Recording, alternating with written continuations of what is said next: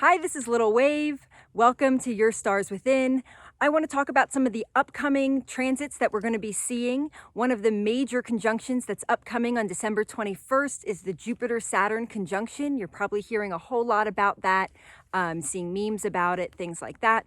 And I want to talk about it, but the way to talk about it is we have to understand that astrology is a story. It's the great play, it's Leela. And so these are the different characters, these are the different histories that they have with each other and the ongoing stories that they have.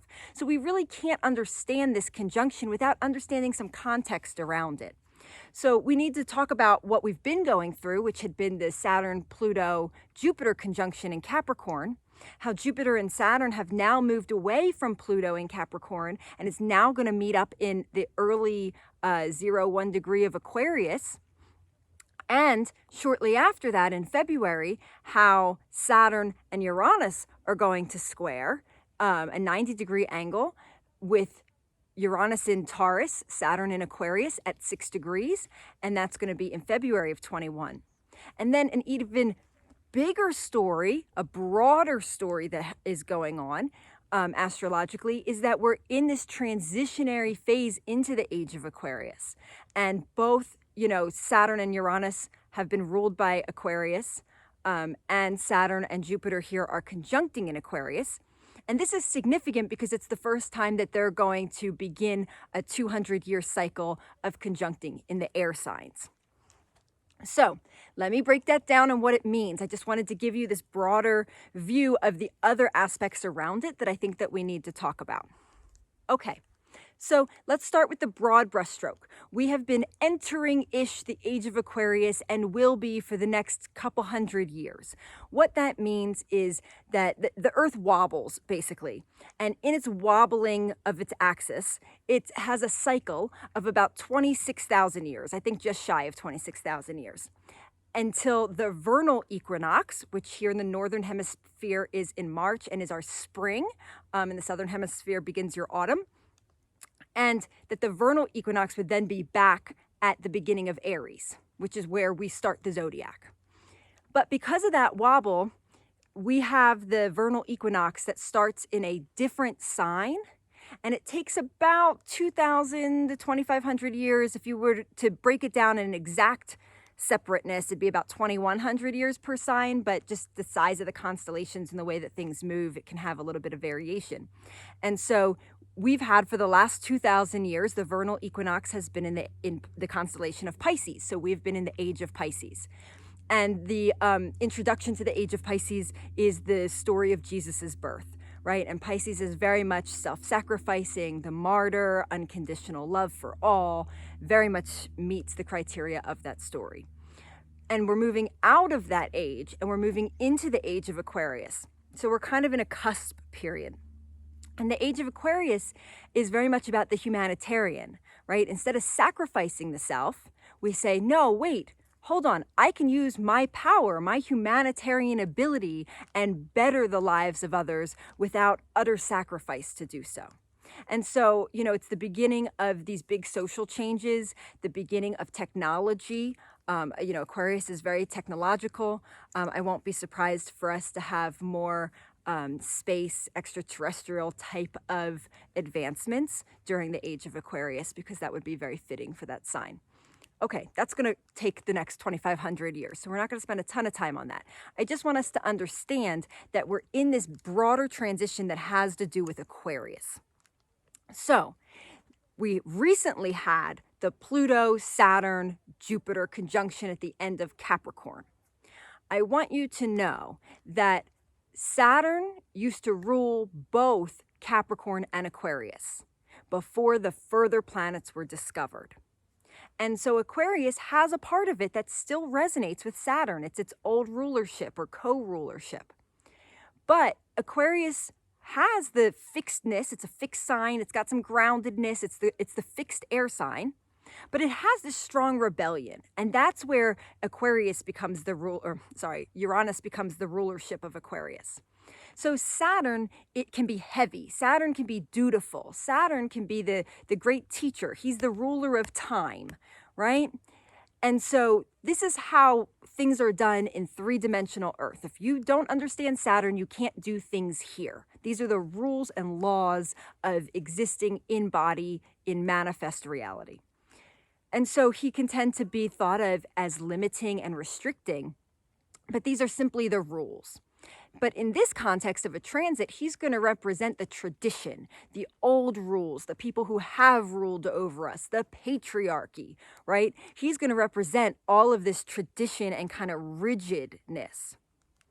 Uranus, the new ruler of Aquarius, is more like a genius scientist who seems awfully crazy and then has the big does his experiment, innovates his new technology. It ultimately ends up helping people, right? He's very interested in the world of ideas. He likes to be rebellious. He likes people on the fringes. He likes to push against that tradition.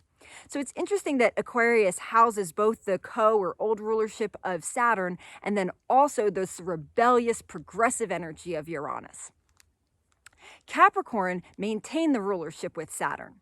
And so all these planets met up in Capricorn, and we've known that 2020 was going to be a difficult year because of that.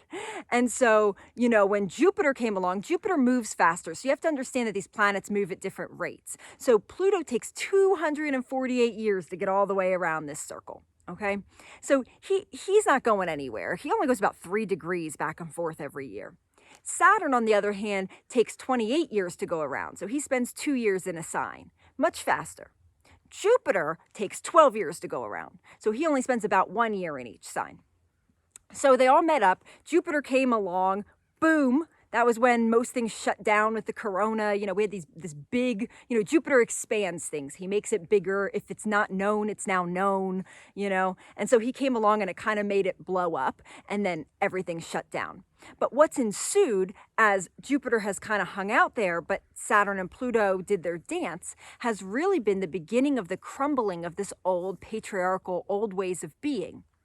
And I think I talked about this in a previous video about Corona, so I won't get too far into it. But just as a reminder, Pluto is deep. It's deep change. When you go through a Pluto process, it changes you so thoroughly, so deeply, so completely, that you wouldn't even recognize what you used to be. It's a completely qualitative change to the essence of the person. So, it's the phoenix rising, it's the snake shedding its skin, the caterpillar becoming the butterfly. But we have to remember that the caterpillar completely disintegrates, right? It becomes almost liquefied in its cocoon. And so the majority of a Pluto process is really about disintegration. It's about falling away, falling apart, releasing so that this new thing can come. And so that disintegrative energy, that deep, deep disintegrative energy, interacted with Saturn, and Saturn's there's old structures. So we're having the beginning of those old structures changing. Whether we can see it or understand it that way yet, this is the beginning of big change. That old stuff needs to come to the surface. It needs to crack. It needs to get wide open so that it can liquefy, so that it can be changed. And I think a lot of the historical wrongs in our country in particular have come to the surface to be addressed because it has to for this process to ensue. And so that's the process that we're in with Pluto and Saturn. And that's the story, that's the scene that we just played. And now Saturn is moving along to Aquarius. He's officially done with Capricorn. And so he's moving into his new rulership. And I think we are also, because of precession, we are moving into a new rulership together in this age of Aquarius. And so, it's reflective of that for me, where it's telling us, hey, this is the beginning of new structures, of the kind of structures that the age of Aquarius would be able to say yes to, the humanitarian type of aspects.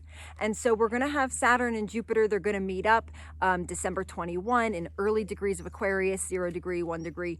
And what that's going to look like in December, I'm not sure we're going to hugely feel that. But it is the beginning of a new cycle. So Saturn and Jupiter do meet up about every 20 years, and they conjunct based on the way that they move. But for the last 200 years, it has been in an earth sign. So this is the beginning of the next 200 years being in an air sign.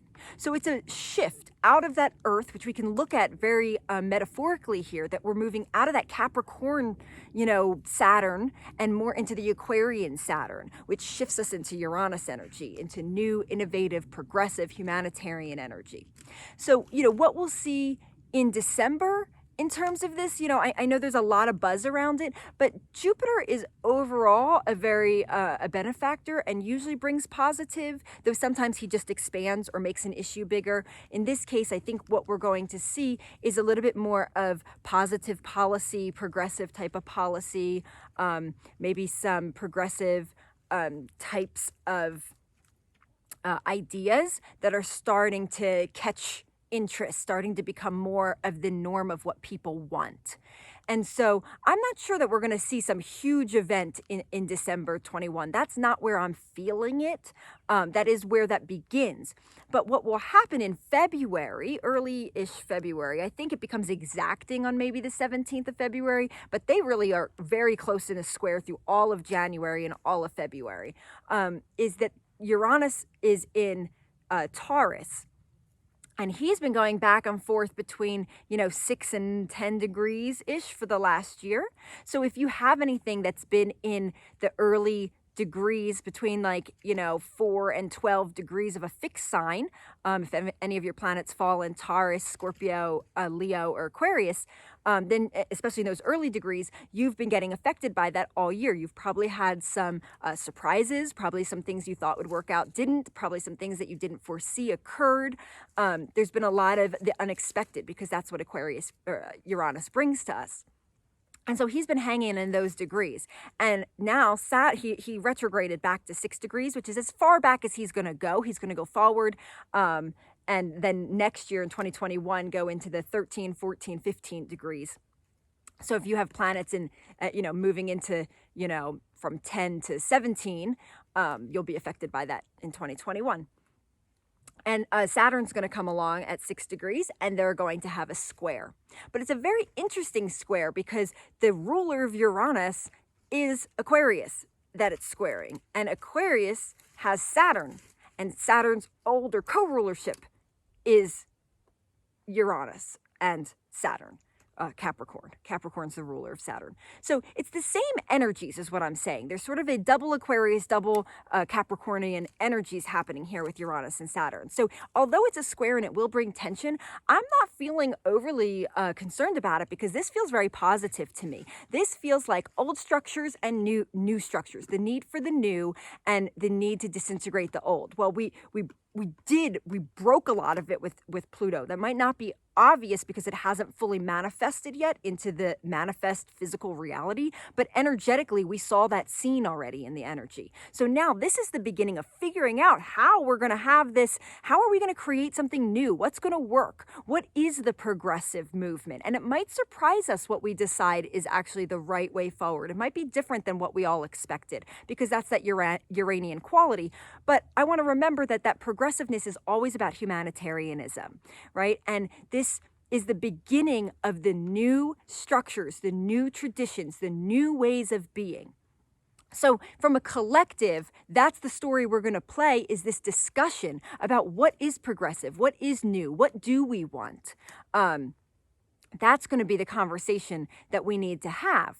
And what we're going to see in February. But if you have personal planets and points that are in these areas, let's say where the Saturn Jupiter is going to conjunct, so like a 0-1 degree, so, really let's say 0 to 5 degrees of Taurus, Scorpio, Aquarius, Leo, fixed signs, or planets in the, 4, 5, 6, 7, 8, 9 of those same signs, Taurus, Scorpio, Aquarius, and Leo, you are being very personally affected by one of these transits.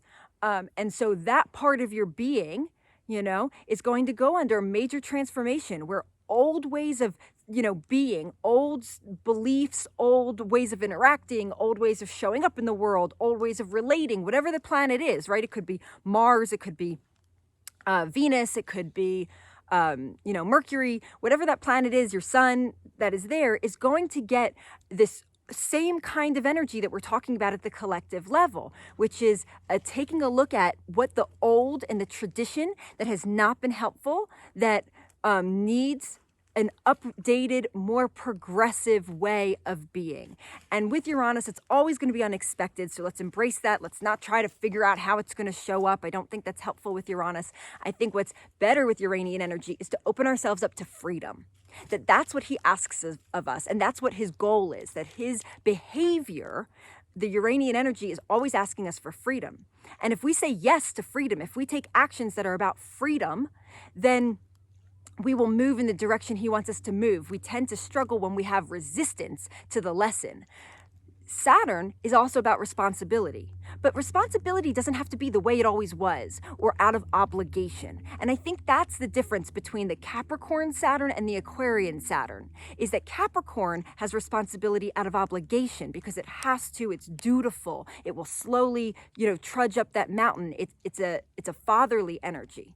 Whereas the Aquarian Saturn is like, yes, I understand that a part of having personal freedom is a personal responsibility, that freedom and responsibility are in equal measure. And so it accepts responsibility for itself, for humanity, for each other, because it wants its freedom. It doesn't want to be told what to do by other people. And so for this reason, we're going to see this shift from the Capricorn type of Saturn into more of an Aquarian type of Saturn, where we're responsible more for ourselves, for our lives, for our choices, and for our future and what we choose for our future generations. And that same update will happen to you at a personal level of whatever planet or point is there, your relationships or your thinking process, your expression, your way of being in the world will go through some kind of update, where the way that you were was maybe more obligatory or traditional, or how you were taught automatically to think, feel, relate. And you're going to now have this new, more progressive type of freedom where there is a responsibility, but it comes from a sense of personal inner freedom instead of obligation, automatic, or tradition. So I hope that that's been helpful. I hope that gives you a context, the story. I want you to, enjoy the show, be at the play and understand that these scenes don't stand alone, and that they're part of this greater story. And I hope that I was able to make some sense of that for you. I do readings. If you're interested in how this stuff's going to affect you personally, reach out. I hope this was helpful. If you have questions, please feel free to leave it in the comments. Thank you so much. Little Wave, your stars within. Bye.